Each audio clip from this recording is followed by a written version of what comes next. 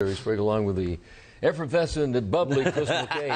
It's Friday. It is, and that makes you extra bubbly. And you don't have the weekend forecast really make you bubbly, but it's not going to be a washout. So you got to think of the good news. No, in fact, the culprit is this area of low pressure sitting off the coast of South Carolina and Georgia. That's really pumping in all the moisture and all the precipitation. In Charlotte, our area, it's just really been very, very light rain and drizzle. It's the kind that's a nuisance when you're driving.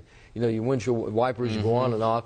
So that's the situation here locally. The heavier rain, if you got travel plans, headed down to Charleston, maybe over towards Wilmington, the Outer Banks, over towards Morehead City. That's where the heavier rainfall is. Yeah, and it's all closer to that low pressure system. You also noticed the winds picked up yesterday. That is also to blame for that low pressure system. And the thing with drizzle is it doesn't always pop up on the radar. So there might be some actually coming down, but it looks like the radar has been blank. So wet roads regardless, because I can't take off my traffic hat just quite yet this morning. No, you never can take that Never. off. I was always wearing it. Once again, not a washout for the weekend. And the rain totals between now and, say, late Sunday night. Where you get a lot of heavy rain, maybe towards the areas in the mountains, maybe up to an inch, half an inch in a couple of spots. It's really where you get one of those storms, one of those thunderstorms just drops a lot of rain at one time. Otherwise, 2/10 of an inch at 3/10 at the very most. Look at the 7-day forecast. I can't help but look to the right. It's like your eyes are starting to go, what? Is that? You go from 75 to low 90s next Wednesday and Thursday. Well, and it's typically May 20th that we have our first 90-degree day. And Wednesday, what day of the week would that be? That may be is that the 20th? Today is. Yeah, now we're doing live math. I guess that would be the 18th. Is that right? Yeah, the 18th.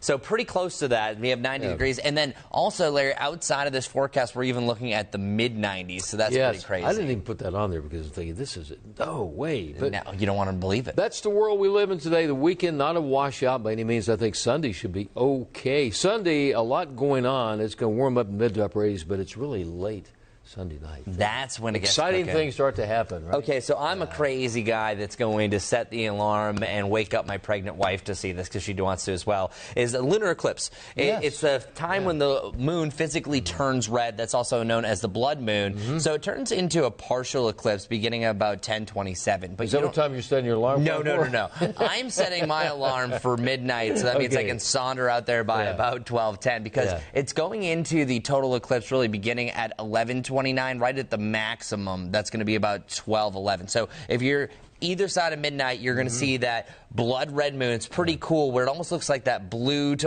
the oncoming of red when it first happens, and then it starts to end by the end of the 12 o'clock hour. And then after that, we have to move on until November till we see it again. So someone asked me yesterday, I'm not going to say who it was, said, do you have to use special glasses? I went, no, it's a lunar eclipse. You can look directly at it, so that's not a problem. It's the less threatening of the two. The solar eclipse, obviously, yes, you do have to protect yourself. It's exciting, and I think the cloud cover should be pretty much cleared out by that time. Yeah, and pretty warm too. So it's not like we're going to be freezing as we're out there. Hey, camp out.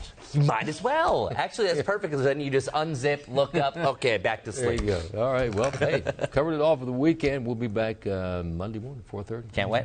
See you then.